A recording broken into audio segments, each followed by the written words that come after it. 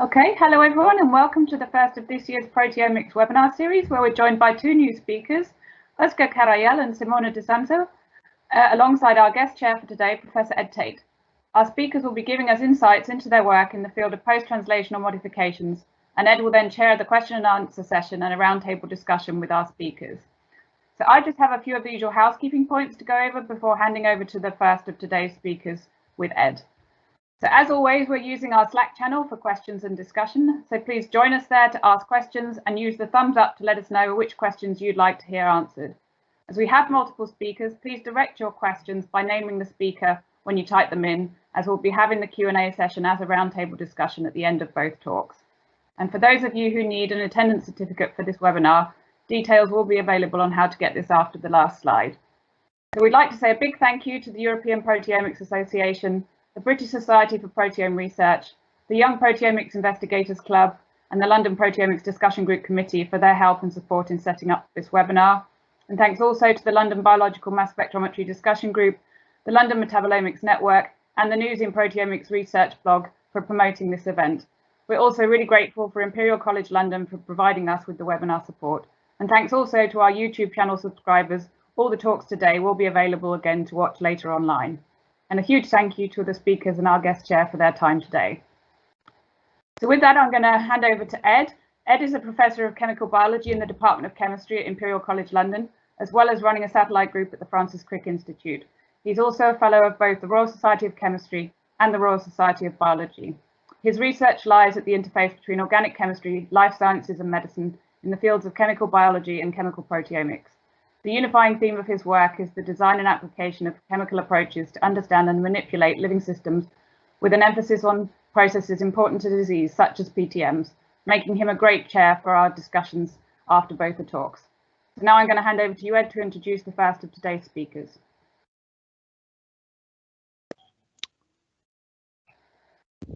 Thanks. That's great. Thanks, Joe. Thank you.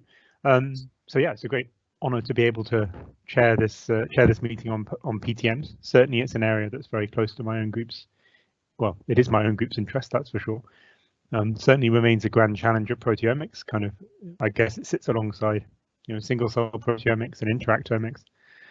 Post-translational modification proteomics is certainly one of the grand challenges. There must be 1,000 or more modifications on 1 million or more sites in the human proteome alone. And I think we're obviously very far from understanding how that system is regulated in total. So today we have two fantastic looking talks from young investigators working across different classes of PTMs. So I'd like to introduce Ozge first, Ozge Karayel, who's going to give the first talk. So she completed her undergraduate training in Turkey and then moved after her master's studies to the group of Matthias Mann, who needs no introduction, no doubt, to this audience. And that's where she is today as a postdoctoral researcher at the Max Planck Institute in Martinsried. And her expertise is, of course, in the area of mass spectrometry-based proteomics and quantitative proteomic strategies looking at phosphor and ubiquitin signaling in health and disease. And she's going to talk to us today about data-independent acquisition, which is obviously an exciting field for systems-wide investigation of ubiquitin signaling. So Ozge, over to you, I think. Can you hear me? I can. Okay, perfect. So thank you so much for the introduction and organizing this event and inviting us. And I feel very happy and excited to share our research on MS-based ubiquitinum analysis with you today. But before I start, I would like to tell you that this project was actually owned by a very talented PhD student in Finn Hansen, PhD student Finn Hansen from Matthias's group, and you can direct your questions to me at the end, but also please don't hesitate to reach out to him later via email. I'm sure he would be happy to help your research. So I hope I can now advance my slides.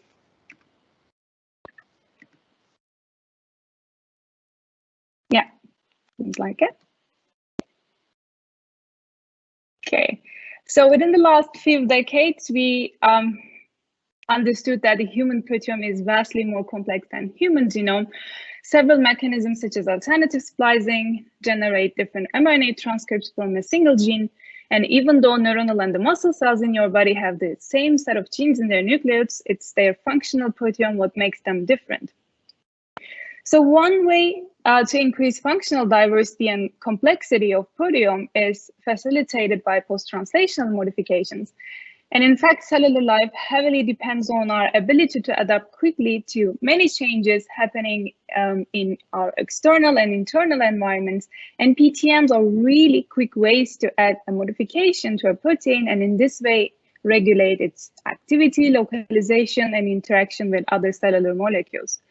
They're definitely vital control mechanisms which govern all major aspects of cellular life. And there are about 200 PTMs identified so far, but today in this talk, I will focus on arguably one of the most prevalent ones, ubiquitination, which is a very different modification than many other small chemical modifications, which we know very well, such as phosphorylation and acetylation, because it means covalent attachment of another protein called ubiquitin. So ubiquitin fold is a versatile model that comprises a structurally conserved protein family, and ubiquitin is linked to proteins by a series of E1, E2, E3 enzyme cascade, and isopeptide bond is formed between the lysine amino group of the substrate and the C-terminal carboxyl group of ubiquitin. And this is a reversible event, and the cleavage is mediated by the ubiquitinases. Ubiquitin was named because it was ubiquitous. So it means it's in everywhere and controlling virtually all processes in eukaryotic cells. And today we know that defects in the ubiquitin system can lead to diseases such as cancer and neurodegeneration. And so far, 2 E1s and a limited number of E2s and hundreds of E3s and more than 100 deubiquitinating enzymes have been identified in humans. And we know that one E3 ligase can target hundreds of potential substrates, enabling signal diffusion across many signaling networks, typically inducing unique biological responses. And the complexity of signaling networks has recently been more acknowledged thanks to mass spec-based proteomics, and which is now actually the method of choice to quantitatively study ubiquitination on a global scale as well as in a targeted manner. So I think I don't need to walk you through steps of a standard MS workflow, but the important thing here is anti-Gly antibodies that interact specifically with the ubiquitin-derived Gly remnant on the ubiquitinated proteins after trypsinization have certainly accelerated MS-based ubiquitinome analysis and enabled very important quantitative system-wide studies. However, unfortunately, large-scale analysis of PTMs, including ubiquitination, generally requires relatively large amount of peptides and extensive peptide fractionation on top of enrichment to reach the depth required to cover key signaling components. And this is mainly due to the fact that only a small fraction of peptides in complex mixture will carry modified peptides, and they're usually present at substoichiometric levels. And unfortunately, all the steps, these extra steps, come at the expense of throughput, robustness, and quantitative accuracy. So we therefore aim to simplify the workflow by employing data-independent acquisition, which has become a compelling alternative to DDA for improving data completeness, sensitivity in a single run analysis format. And when we started this study, the application of DIA to any PTM analysis was quite new, but today there are several other studies demonstrating superior performance of DIA for sensitive and reproducible MS measurements for other PTMs, including phosphorylation and acetylation. So I'm sure many of you know, but those who are not familiar with MS acquisition methods, I just would like to very briefly explain this concept. So in conventional data-dependent acquisition, DDA method, the most abundant peptides are selected for fragmentation. This is a stochastic sampling. And this is a problem, particularly in the context of low abundant targets, because it limits reproducibility. On the other hand, DIA fragments all collating peptide ions within predefined mass-to-charge windows and acquires them together simultaneously. So this, of course, helps you to get a more comprehensive product ion map. Unfortunately, DIA requires a comprehensive spectral library from which the peptides are matched into single-run MS analysis. So to obtain a comprehensive spectral library for efficient extraction of di-gly peptides in single-shot analysis, we first separated peptides by basic reverse phase chromatography and isolated the fractions containing highly abundant K48 linked ubiquitin chain derived di-gly peptide and processed those fractions separately. This, of course, helped us a lot to reduce excess amounts of K48 peptides in individual pools, which could actually compete for antibody binding sites during enrichment and interfere with the detection of collating peptides. And as a result, from 2 human cell lines, we obtained around 90,000 di-gly sites corresponding to more than 94,000 unique di-gly peptides, and half was detected in at least 2 libraries. And to our knowledge, this actually represents the deepest di-gly proteome data to date, and it's now available for you to explore in the Phosphocyte Plus database. And next, having this large di-gly spectral libraries in hand, we decided to evaluate DIA method settings. So ubiquitin peptides are kind of unique, as they're usually longer with higher charge states. And this is due to blocked cleavage after modified lysine residues. So we therefore first look at the precursor distributions to optimize the DIA window width. And using empirical distributions from libraries we obtained, we could increase the number of identified di-gly peptides by about 6%, and then further testing different window numbers and fragment scan resolution settings, we were able to show that MS2 resolution of 30K and 46 precursor isolation windows performed best, and overall improvement compared to the standard full proteome DIA method that we initially used was around 13%. And then using our optimized DIA method, we identified over 35,000 distinct di-gly peptides in single measurements of proteasome inhibitor treated HEC293 samples. And back then, unfortunately, direct DIA did not perform very well, at least not as good as library-based approaches. But now the new versions of SpectroNode software got much better in direct DIA analysis.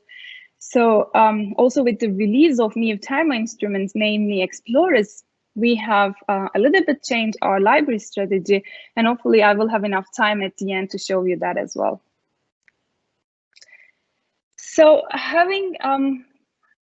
by having repeated measurements of the same di-gly enriched sample using both DDA and DIA methods, we show that DIA approach doubled the depth of ubiquitinum analysis in single runs and substantially increased the reproducibility as judged by the number of distinct di-gly peptides with coefficient of variation CV values below 20 and 50%. And then to further investigate the quantitative precision and the accuracy of our optimized DIA method, we turn to different kinds of peptides, ubiquitin chain linkage derived peptides, because ubiquitin can be linked to substrate as a monomer or in the form of isopeptide linked polymers called polyubiquitin chains. And 8 distinctive linkage types can be formed, and the polymerization state is important as it can influence substrate's fate. So for instance, ubiquitin's well-known role is to mark proteins for degradation, but this is actually mediated by K48 chains. So hence, accurate quantification of this type of peptide is quite important to decode the cellular roles of different ubiquitin linkage types. So then analyzing a dilution series of a di-gly sample, we determined the linear regression of measured and the expected dilution factors. And here blue dots represent DIA and the red ones represent DDA. And we saw that R-square values to be much higher for DIA than the corresponding values for DDA for all chain peptides that we assessed. So then to further strengthen our case here, in another word, to demonstrate benefits of DIA over DDA, and if possible, to extend the current knowledge, we decided to perform ubiquitinum analysis of the TNF signaling pathway. And TNF pathway is known to be heavily regulated by dynamic ubiquitination, and global ubiquitinum changes upon TNF stimulation were described previously in a proteomic study. So we thought that it could actually serve as a good benchmarking system. And so very briefly, I just want to show you the results. And the both methods quantify a comparable number of ubiquitination, but the DIA method resulted in more significantly up and down regulated ubiquitination sites. And then we did a power analysis, and it further demonstrated increased reproducibility for DIA analysis, as fold change values were lower for DIA compared to DDA on a certain power. And also, DIA allowed the detection of many more ubiquitination events associated with the TNF signaling. And all sites you see here on the right sides were identified in the DIA experiment, and the red ones were also detected in the DDA experiment. So DIA provided a global picture of known and novel regulatory ubiquitination sites, conveying a more complete picture of ubiquitin-dependent regulation of TNF signaling. And of course, at that point, we were quite impressed by the technical capabilities of our workflow, and reason that it would now be possible to obtain high coverage ubiquitinome data and ubiquitinome quantification across a large time series sample set, such as circadian clock, and we could profile the impact of viral infection on ubiquitination dynamics in a time-resolved manner. So several studies have provided insights into ubiquitin-dependent events modulating core clock components, core clock proteins, but circadian cycle was understudied globally with respect to ubiquitination. We therefore measured the proteome and the ubiquitinome of synchronized U2O cells. It is a well-established model system to study the cell autonomous circadian clock, and we collected samples in every 4 hours in biological quadruplicase across 32 hours. And then the periodicity analysis on the proteome normalized ubiquitin data showed that 80% of ubiquitination sites on 18% of proteins identified oscillated in a circadian manner. And very surprisingly, a large fraction of rhythmic proteins, rhythmic sites, peaked with the phases clustered around 16 hours after synchronization. We then realized something also nice. 25% of this rhythmic ubiquitinated proteins had more than one oscillating site. And very interestingly, there were several proteins on which rhythmic ubiquitination sites were closer together than expected by chance, like some sort of ubiquitination islands. And these adjacent sites were mostly located in specific regions such as N and or C termini or interaction loops, indicating some potential regulatory functions. We also observed overrepresentation of membrane proteins at multiple levels of our analysis, especially proteins that are involved in transport of small molecules, such as ions.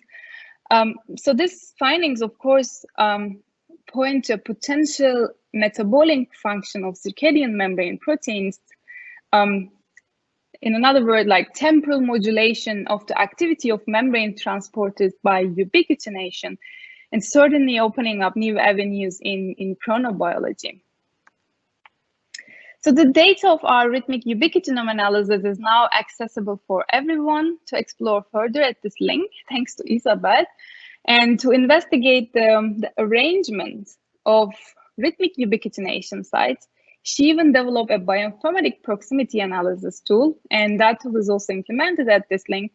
And also in our manuscript, you can find several examples for proteins carrying rhythmic ubiquitination sites, but I can also show you one example here, and this is also more or less what you will see on the website for a protein selected, but it's going to be a more dynamic view, of course. So what you see here is a sodium cysteine glutamate, independent cysteine glutamate transporter, and it had 3 ubiquitination sites, K4, 30, and 37, and they are actually rhythmically ubiquitinated with similar phases, which is also important. And here you can see where they're actually located on the sequence and a sequence proximity p-value for clustering sites. In this case, in this example, which was lower than 5% cutoff. So that's why I picked this as an interesting example. So last but not least, of course, together with Finn and Maria, in collaboration with Andreas Pickenmeyer from the Technical University Munich, we succeeded in obtaining a large molecular picture of the infection process in lung cells last summer. And using state-of-the-art mass spec techniques, we profiled the impact of viral infection on mRNA transcription, protein abundance, ubiquitination, and phosphorylation in a time-resolved manner. So I won't go into details of the study as it was presented by Andreas himself at this platform before, and we also have a preprint published, but in there we had a relatively smaller data set for ubiquitin, but during the revision of our paper, we improved the ubiquitin data set a lot by applying the DIA workflow. And now we identified over 20,000 sites and quantified more than 16,000 ubiquitination sites in a time course infection experiment with both SARS-CoV and SARS-CoV-2. And of course, in this study, we have collected huge amount of information about the dynamic modulation of multiple host signaling pathways upon virus entry into host cells. And in the interest of time, I just want to briefly mention that we have also changed our library strategy a little bit. It was because we replaced all HFX instruments with the Thermos Neat platform Explorers just before it started measuring the COVID samples. And as you probably know, this Neat platform comes with the FAMES interface, which separates ions when they're entering into mass spec based on the inherent differences in their mobility in high and low electric fields. So luckily it can be performed at atmospheric pressure and room temperature.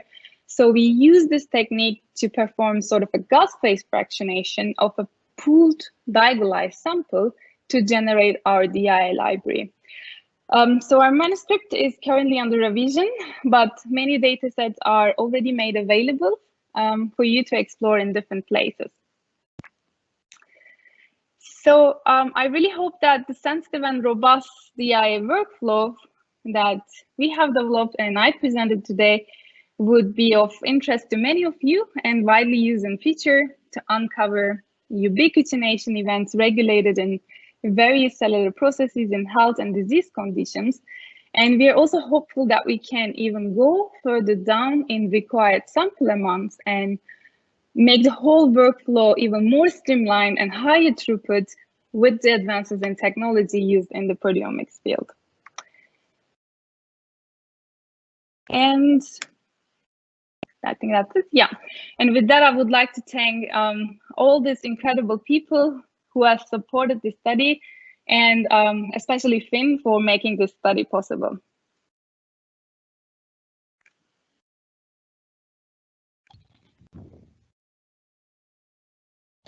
Thank you, Ozge. Thanks a lot. That was fantastic. Yeah, I got a lot of questions. So we'll move on. We'll move on now to the second talk.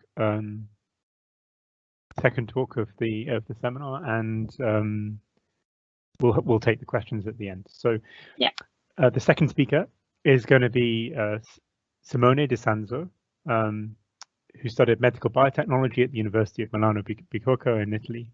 And now he's completing his PhD at the Leibniz Institute on Aging in Jena in Germany. And his doctoral work involves investigating PTMs, particularly glycation end products, which form during aging in particular, by applying mass spec-based proteomics. So he's going to be talking to us today about mapping sites of carboxymethyl lysine modification on proteins and its consequences for proteostasis and cell proliferation. So Simone, do you want to? Yes, thank you very much for the. Thank you. Thank you very much for the nice introduction, and thank you very much to the organizer for giving me this really great opportunity to present my PhD project here today to you.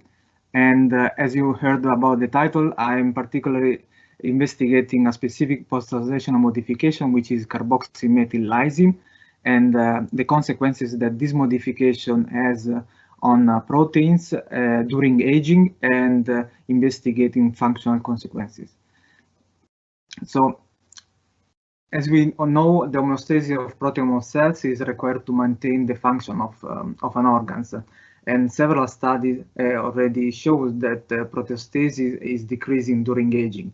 There are several post-transcriptional mechanisms which can affect the proteome during aging, among which post-translational modification, for instance, glycation, can impair protein turnover, can also contribute to the misfolding and protein aggregation, and have an impact on the stoichiometry of protein complexes.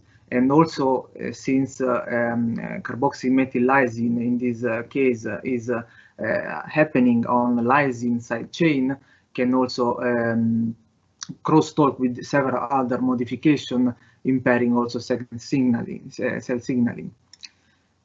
As so far, we know that there are hundreds of post-translational modifications on UniProt, for instance, but we can split these categories basically in two big groups: enzymatic PTMs, which are mostly mediated by enzymes, which are highly specific patterns, and also with the non-enzymatic PTMs, which are mostly spontaneous chemical reaction, which are less specific than enzymatic reaction.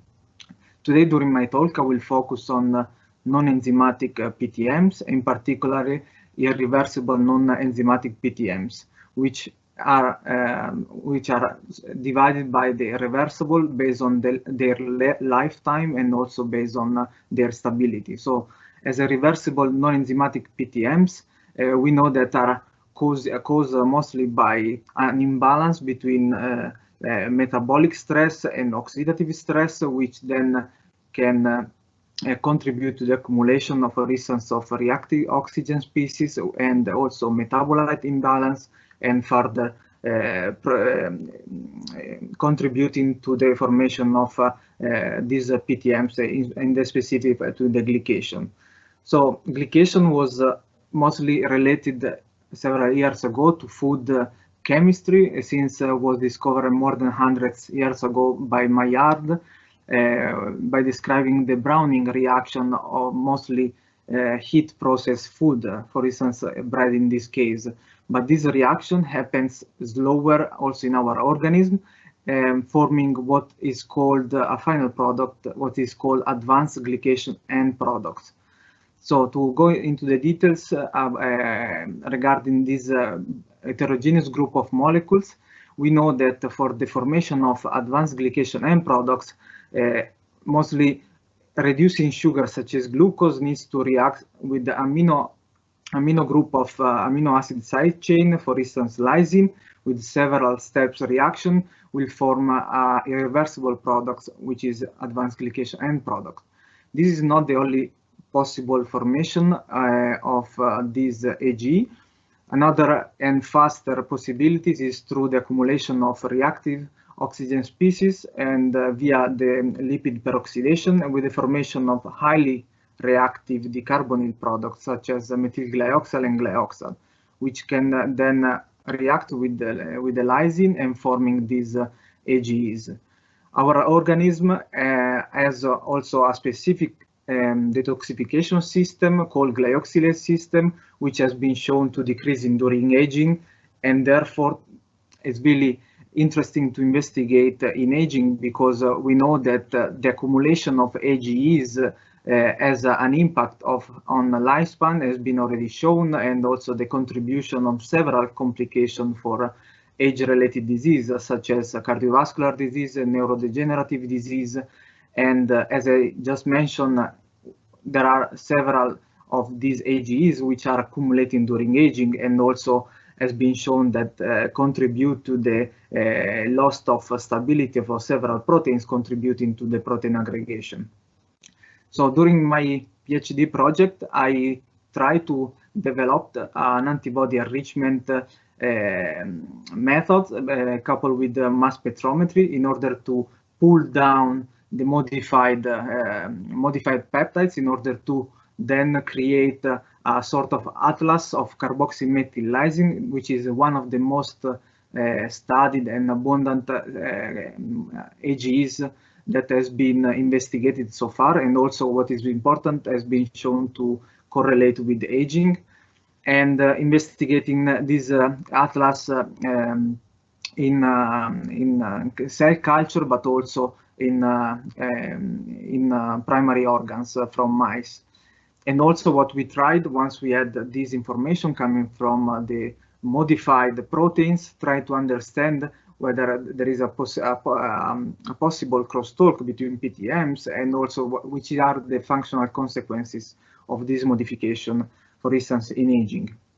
So I started with the antibody enrichment of CML modified peptides, but first I created the system that I wanted to investigate. So I used mouse embryonic fibroblast and also human umbilical vein endothelial cells, and I treated with glyoxal in order to induce glycation. And then we quantified the accumulation of CML by HPLC, LC, and we could see that there is a dose-dependent increase of CML formation when you are increasing the dose of glyoxal. So this was what we expected, and it was a great system to investigate the capability of the methods. And so then I developed these methods, which consist of basically a standard workflow for a proteomics approach.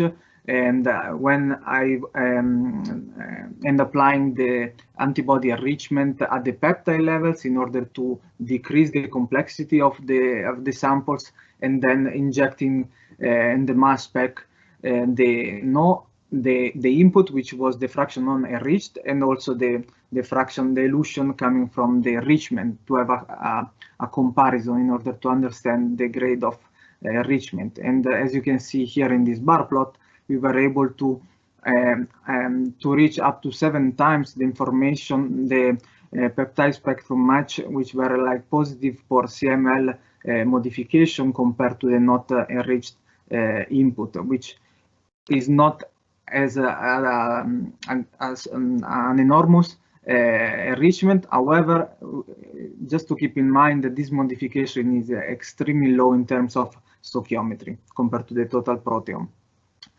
Then we wanted to be sure that what we saw was exactly the CML modification happening at that determined peptides. Therefore, we applied a targeted proteomics approach using parallel reaction monitoring, and using the information coming from the pull down, the immunoprecipitation experiment.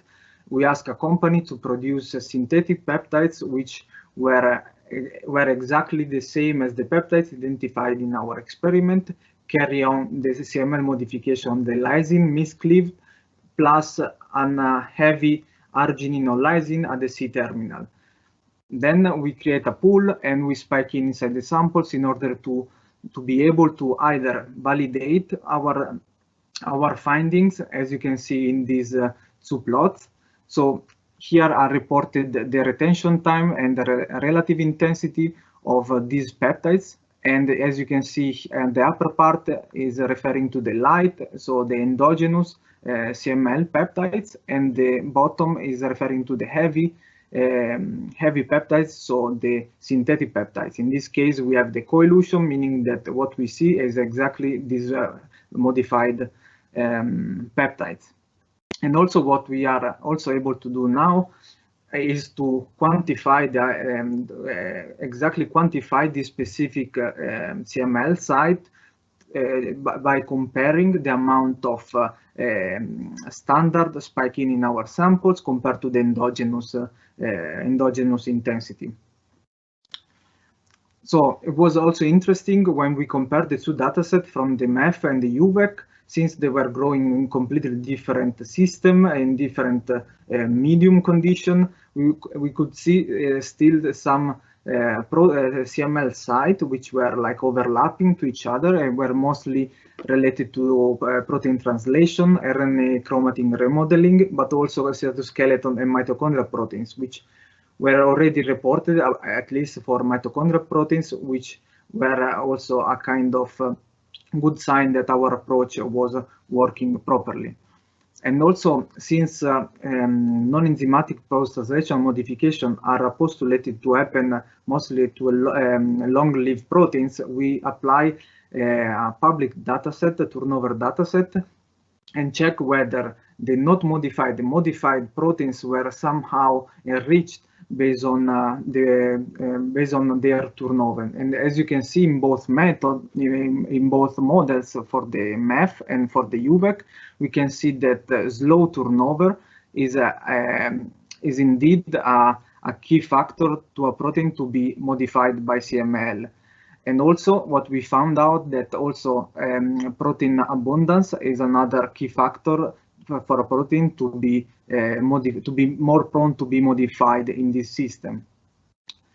Then we move to the in vivo part. So we use mouse organs in the specific heart, kidney, and liver from young, around no more than 4 months old, and quite old mice between 26 and 33 months old. We harvest the organs, and then we apply 3 different approaches. We investigated protein abundance using TMT-plex analysis, and also we did CML enrichment methods in order to investigate the CML proteome in vivo. And finally, we validate and try to quantify specifically some sites identified in the in vivo system. So starting from the protein abundance, we could clearly distinguish among the 3 organs the two different groups clearly. And interestingly, when we run KEGG pathways enriched in aging in these 3 organs, we could clearly see that among the enriched categories, there were like the AGE RAGE signaling pathways for heart and kidney, which are mostly referring to fibrotic processes involving collagenase, for instance, but also the interaction between the AGEs and is a receptor, which then triggers all the signaling, downstream signaling pathway, activating pro-inflammatory process, which was quite interesting to see, and was also in some manuscript reporting as a signal of a possible marker of aging. Interestingly, when we also went deeper into this dataset, we could investigate whether the glyoxylase system, the system which is focused on the detoxification of the carbonyl product, was either downregulated at the protein level, as you can see here, but also its activity was downregulated during aging. And so then we decided to apply the pull down on this tissue, and I won't go too much into the categories reached at this point, but just to point out that what we found out was that CML seems to be organ specific, at least in this system, and interestingly, In the heart, we found out that mostly were protein involved in energy production, while in kidney were protein involved in cytoskeleton, and in liver in detoxification. And finally, what we were applying was trying to validate these findings, and for out of 22 peptides that we synthesized as a heavily labeled, we could validate 16 of them, and 2 we were not able to detect the light peptides, while for 4 the assay didn't work, meaning that we were not able to extract also the heavy peptides. And here you can see is an example of validation and I reported here that detected in several organs. These peptides were identified in either heart, kidney, or liver, and you see the coelution from the light and the heavy peptides, meaning that exactly these are the peptides that we were seeing also in the previous data set. And interestingly, when we investigated deeper, we could also quantify specifically the amount, the stoichiometry of this modification compared to the changes in protein abundance. So as you can see here, we have the protein level changes in aging, and we have also the amount of the intensity of the changes of this modification during aging. In this way, we could see that in most of the tissue, the changes of stoichiometry of this modification, that particular site, this is for the histone H4, is not due to only to the protein changes in abundance. So, and we have other example for this quantification in peptides that are not changing during aging, and therefore makes a really powerful tool to investigate specifically changing in determined site during aging or during disease condition, for instance. And also, since the lysine, as I told you before, is used widely for PTMs, as we heard also before, we ask whether these PTM sites were known already, were already reported for PTMs. And as you can see, a big slice of this pie chart in this dark gray, the answer is yes, they were used for different other PTMs, and particularly for ubiquitination and acetylation, which makes really interesting to investigate deeper, because since it's a reversible PTMs taking place on lysine, this could interfere with several other PTMs, causing several other consequences at the cellular level. And to investigate then how to understand the consequences of the increase of CML in tissue, we also perform an experiment to characterize the changes of total proteome in cells using MEF and using a DIA approach. And basically, I use the very same treatment, so treating with the glyoxal for 24 hours, and then I perform it the DDA to build up libraries and DIA, and then I try to protein identify and to quantify it. And interestingly, the rich categories for the KEG pathways were among those the downregulated. The most downregulated was the ubiquitin-mediated proteolysis. And when we combine the data set from the group of molecules or proteins that were modified in the IP experiment with the changes in protein abundance, we could see that while the total proteome and the unmodified proteins were not changing their abundance, the proteins that were referring to CML modified were increasing, as you can see from this box plot. And interestingly, we could see also a dose induction of the proteasome when we were using higher concentration of glyoxal. However, its chymotrypsin-like activity were not following the upregulation of the proteasome. While for 0.5 we have a great activity, a greater activity for the proteasome. This is not the case when we were using higher concentration of glyoxal.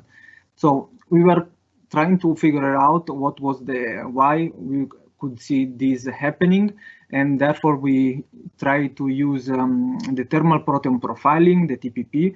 I won't go too much into the details because probably you're already familiar with that, but actually allowed us to investigate the thermal stability of 1,000 proteins and to investigate the changes of the melting temperature based on the effect of glyoxal, or also based on the effect of the modification itself. So what we could see from this density plot, that overall the melting temperature between the control and the treated samples were not changing between condition, and also when we try to figure out the stability of modified proteins in the different conditions, we could not see bigger difference except for the 2 millimolar condition, which we had for this protein a slightly decreased stability. However, when we investigated for the proteasome, melting temperature point, we could see clearly that while for the control we have a light color, let's say heat map color, for the 0.5 and 2 millimolar, you can see more blue colors, meaning that this group of subunits belongs to the proteasome, tends to decrease when you are treating with glyoxal, which makes us thinking that probably when you are treated with glyoxal, the proteasome is not able, possibly is not able to assemble, and also the activity therefore is not as great as when you treat with the lower concentration of glyoxal. And we did the very same approach with the UVEC. I don't go too much into the details, but we could see that we had a cell cycle arrest situation, and we could see that several cell cycle regulators were upregulated to block cells in different phases. However, we could also see that specifically several proteins belonging to tubulin were modified, as you can see here in the black edges. So we wanted to investigate better the impact of the modification on the tubulins, because tubulins is forming a microtubule and therefore contributing to the cell cycle during mitosis, for instance. So here I reported where the modification were identified along these tubulin proteins, and what we could see we use immunofluorescence to see the first changes in terms of structure of tubulin. As you can see here, when we treated with glyoxal, the microtubules were having a different structure compared to the control, which we call strongly structured, because when we try to depolymerize the microtubule with nocodazole, we could see that when you are treated with glyoxal, these microtubules are more resistant also to this agent.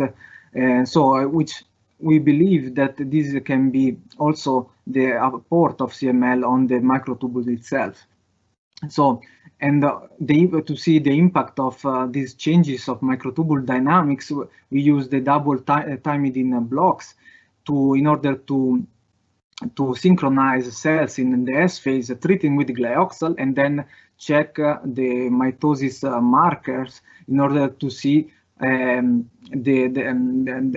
time of cells to enter mitosis. And as you can see here, we have clearly less cells entering mitosis when you are treated with glyoxal, meaning that the dynamics of microtubules are affected by glyoxal and by CML. So finally to investigate a direct competition of CML site, we focus on tubulin K40 acetylation, which is known to be a specific site to give microtubules more resistant to mechanical stress. And as you can see here for this immunofluorescence picture, we have a decreasing of acetylation when you are treating with the glyoxal. And we validate this data also using Western blot, as you can see here, with the decreasing of acetylation when you are treated with the glyoxal. And further, to have a direct competition, we use the mass spec data, and as you can see here, while we have for the tubulin K58 a decreasing of acetylation when you are treating the cells with higher concentration of glyoxal, we have a detection of CML site only at the higher concentration of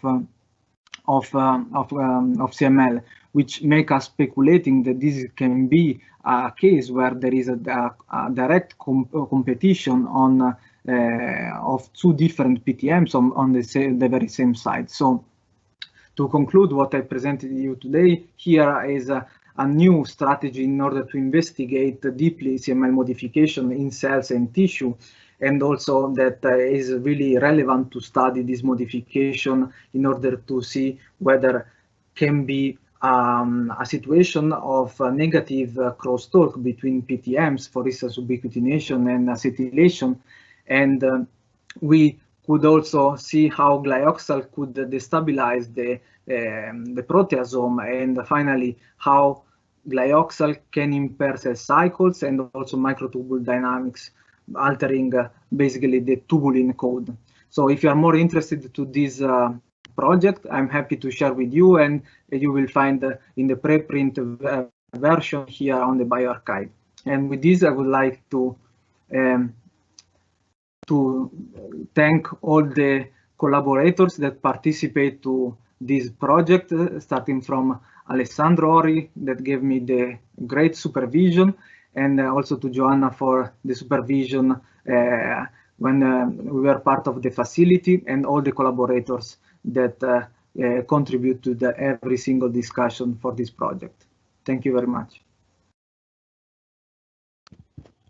Thank you, Simone. That was fantastic. Thank you. Okay, so I think we're now going to move to a Q&A session,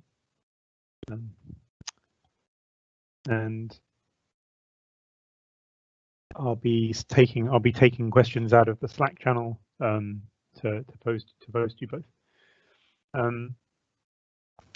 I guess we'll start with some questions for Ozge, because they came up on the list first. Yeah. I guess I have a question, and maybe for both of you actually. So I mean, in our lab we don't use data independent acquisition yet, at least. And I was just wondering, I mean, does data dependent acquisition actually have a future in proteomics anymore? What do you think? Or in 5 years' time, will anyone be talking about data dependent acquisition? Yeah, I think it will change over time, that's for sure. And it seems like DI is now taking over, but I think DDA is still good to measure some sort of samples, right? If you have like low complexity, for instance, some IP data, I think it's still like you can still do it. But I think the DI will be the method of choice in 5 years, I would say. What do you think, Simone? I perfectly agree. And we still use DDA basically, but mostly now the direction is using the DIA, and you have a deeper coverage, and I would say it will definitely be the methods to use to investigate PTMs. I guess the reproducibility as well is a massive advantage, right? Especially for low abundance systems when you're going down in sample sizes. Yeah, that's the impression I got. So I guess we're going to need a lot more money to buy all these new machines, is what you're saying. To throw out all our old mess specs, and it's going to be expensive. I hope the funders are ready for that. So a few questions from the audience. So first of all, there's a question from Joe for Ozge. So she asks what your runtime was for the DIA with your enriched samples, and how many more data points per peak did you get for your 46 window method? I assume that the gradient time is being asked here. So it was 2 hours gradient we used. And yes, we always try to find the optimal balance between data quality and a cycle time that sufficiently samples alluring peaks. And for this type of samples, we always aim for 5. And if I remember correctly, it was 5 also in this case. And yes, we always like try to optimize our methods and window widths, window numbers, if we have a new type of sample. I noticed that when you move up to 58, was it, or something like this, if in the 58 window you're losing some identifications, right? Exactly. And quantification is also not really getting good there. It's also because then you're also expanding your cycle time, so this is not really beneficial also for your quantification. So it's just that you really need to find this balance, right? And most of the time we are just really like starting from like what is best for our proteome measurements, and then trying different possibilities and try to find like the best coverage. And it's always like sometimes you just sacrifice the sensitivity for good quantifications. That, as I said, is just a balance. So you just always need to try and see. I mean, it's for instance, it's a different story for phosphorylation, and it's also a different story for different gradient lengths. So if you also switch to a new LC system, it's always beneficial to test this once at least. Yeah. So it's a problem of duty cycle, I guess. Yeah, exactly. Yeah. And Joe also asked, did you have to adjust your MS1 M/Z range to get sufficient points for quantification? Yes, yeah. I also showed you this in my presentation. So we always try to look at the precursor distribution. I mean, if you're doing the DI analysis, most of the time you always generate a library, right? So you can just use your library to look at this. I think it's kind of nice way to optimize your DI a bit. And yeah, you can just use your libraries basically for this. Yeah, I mean, can you expand a bit more on how you constructed your library? You mentioned at the end you were changing slightly how you were doing it. Yeah. So which one? The one which we used. So maybe I can just comment on. I think I don't know, maybe possibly both, but maybe the first one is possible. Yeah, so I can comment on both. So so for the first libraries that we generated here, so basically after extraction and digestion of proteins, we separated peptides by a basic reverse phase chromatography into 96 fractions, which were then concatenated into 8 fractions. And as I said, we also isolated fractions containing this highly abundant K48 link ubiquitin chain derived Anti-Gly peptide and processed them separately.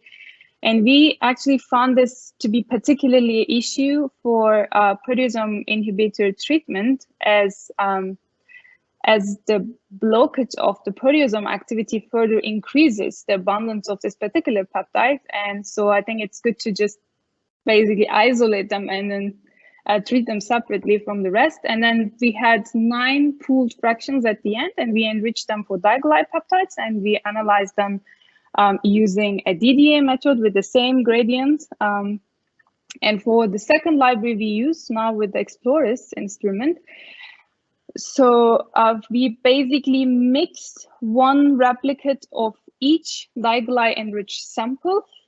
We generated a pool, and then we measured this pooled sample with 8 different CV settings, compensation voltages. So if I remember correctly, we had 8 fractions in total, and we also optimized this. So we started, I guess, so the range was from -35 to 80, as far as I can remember now. But it's going to be like, so we always like have these details in the method session, so you can always take a look. Yeah, I don't know if you know roughly how many hours of spectrometer time it took to assemble the library. So in the FAMES case, we basically had 8 runs, 8 fractions. So we use the same gradient, 2 hours. So if you include the LC time, it would be probably like 2.5 hours times 8. Yeah. And in the other case, yeah, it's not really bad, right? So in the other case, we again had 9 pooled samples, 8 plus K48, 9 in total. So it's also roughly the same amount of time we spent, basically mass spec time spent. It's not bad. No, actually. Just a quick question to follow on from that. When you were doing these enrichments using the antibodies, was another question from Joe. I guess we all struggled a bit with this. So the efficiency of pull down with different batches of anti-Gly antibodies. I mean, did you see variations there? And which antibody did you use? We used one which is the commercially available from Sanzo signaling technology, and basically the kit, PTM scan kit. And we use basically 1/8 of a vial per enrichment per IP. So to my knowledge, this was not really a problem. So we did not really realize like a variability between batches. But what was important to us is the cross-linking. So we are basically cross-linking, and the antibodies were cross-linked to beads. And we actually found that it's important to do this just before or a day before your actual experiment. So it needs to be fresh. Maybe you can try that. What? Do you know why it needs to be fresh? No, not really, but maybe you can also ask Finn, because he had spent quite time actually to optimize to bring this. that out. So yeah, he would be the right person to ask this, exactly. You think, but I know that this was a particular issue. Yeah. It's a good point. That's an important point potentially. Yeah. No, thank you. A question for Simone now. So do you find that trypsin completely ignores those CMR modified lysines? Or do you ever see it in the term? Do you ever see a terminal? Because it's still got the charge, but I guess it's it's compensated and also blocked by the presence of the acid, isn't it? So does it always miss that lysine? Yes. Mostly we could see that CML happens like as a miscleavage in our dataset. So we had to improve also the number of miscleavage to consider in the search. So basically we were using 3 miscleavage, and we could also see several 2 or other 3 CML happening on the same peptide. So in that case, trypsin didn't recognize the lysine to cut out. And however, we had also some numbers of peptides which were carrying the modification at the C terminal, and but this was about between 2 and 3% of our dataset of CML, which we have to investigate deeper whether this is can be a false positive, or whether this can be actually cleavage by the trypsin recognizing the lysine. But it was happening, but a very low percentage, I would say. Yeah, I mean, I guess there's glycation of proteolytic products as well, right? I guess there's always the possibility for proteolysis followed by in the cell, followed by CML. Yeah, exactly. Modification, right? I mean, it's always a possibility. Yeah. I mean, is this glyoxylase? So you mentioned the glyoxylase sort of activity decreases over the lifetime, I think. Yeah.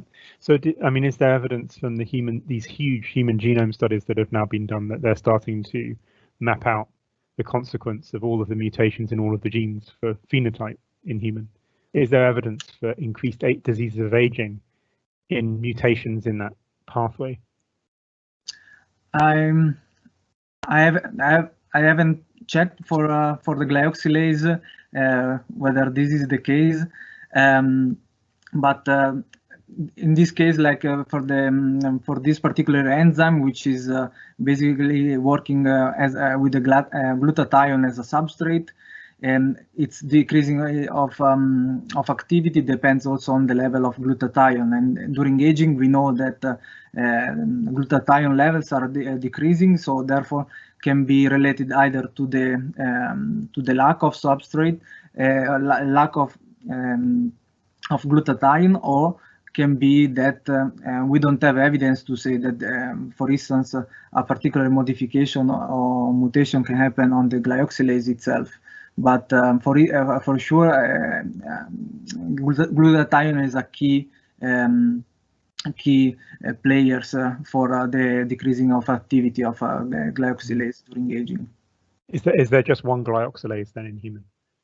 There are two, but one is particularly prone to detoxify the carbonyl products, and it was extensively studied to detoxify methyl glyoxal, but has been also shown that has been working also with several other decarbonyl products. So, and is a cytosolic enzyme, and has been also shown that can be part of it, a really small part of it at the mitochondrial, but this is a bit less specific for decarbonyl products. I mean, is this? I mean, you mentioned in your analysis of some of the pathways that you're seeing evidence for cell cycle impacts, yes, right, of these glycation end products. I mean, is that involved with the generation of senescence and aging, do you think?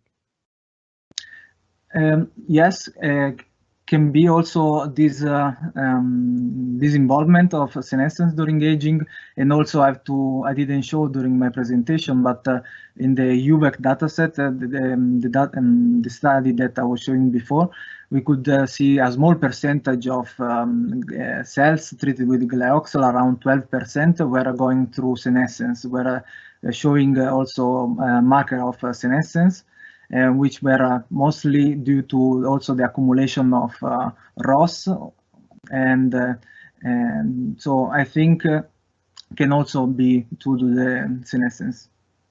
Yeah. Just looking to see if there are any more key questions here which require an answer right now. Just a second.